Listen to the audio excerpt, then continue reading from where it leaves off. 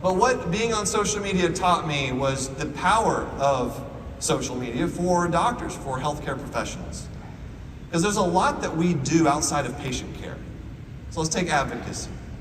This is when I try to convince you that you should have a social media presence, okay? So, my approach to advocacy on social media really is summed up by this quote from Mark Twain. So, the human race has one really effective weapon, and that is laughter. What I've learned in doing this has been an evolving process of trial and error, is figuring out that if you frame your advocacy through a lens of humor, two things are going to happen. More people are going to listen to you, read what you have to say, watch what you put out there. Because it's engaging, it's interesting, people like to laugh. Then you trick them by putting advocacy in there. That's what I like to do. But also, what humor does with advocacy is it softens the edges, because a lot of things we advocate for, issues with patient care, vaccines, they're controversial subjects. And so by putting humor around it, you're not going to get as many people being really mad at you. You're still going to get a lot of people that are very angry with you, but it's not going to be quite as, people are going to be more open to conversation if you frame it with humor. And I'll give you an example of some advocacy that I have been doing recently over the past year. And I'll give you a little background on this. Now, if you thought maybe having cancer twice before the age of 30 is like enough, like no more, like that's okay, you've had your quota for like health issues. There's more. I had myself a little cardiac arrest issue back in 2020. So I talked about this on social media, and basically I had a cardiac arrest, and we just don't know why, but it happened in the middle of the night. My wife woke up, she did 10 minutes of chest compressions and saved my life. It's like a whole talk. And the one outcome that you can imagine, I don't win any more arguments anymore. When that happens. And she would say that I never won any arguments in the first place. It's up for debate. But what I learned through that whole process, through that event, is that the physical recovery from a cardiac arrest is so much easier than fighting with insurance. What we do to patients, we as a healthcare system, is criminal with regard to insurance. The hoops we make people go through. People can't figure it out. It's impossible. It's complicated.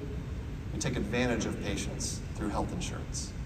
And so I've done a lot of content based around health insurance and trying to show people, look at these issues that we have. Now, so when Aetna decided that they were going to start requiring prior authorization for every single cataract surgery, just like all of you, I was pissed, right?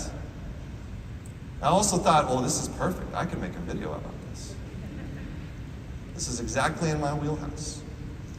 So I have a video. It's actually the inner work. It's video of the higher-ups at Aetna, at their headquarters, coming up with this idea to require prior authorizations for cataract surgery, okay? Here we go. Hey, Jimothy. Yeah, boss, what's up? Why are we spending so much money on cataract surgery? It's a really common surgery. Well, can we not do that? Can we not cover cataract surgery? Yeah. No. People need to be able to see.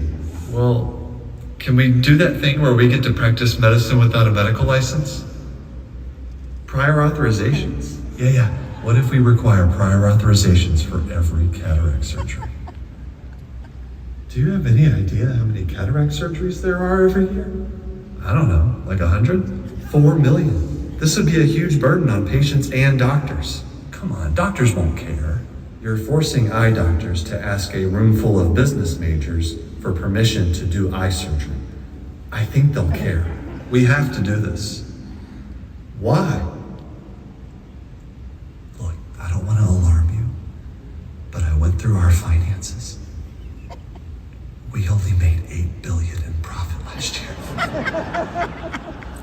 Okay, so I was thinking if we can just delay all the cataract surgeries for a few months, we can hold on to all the patient premiums and make more money.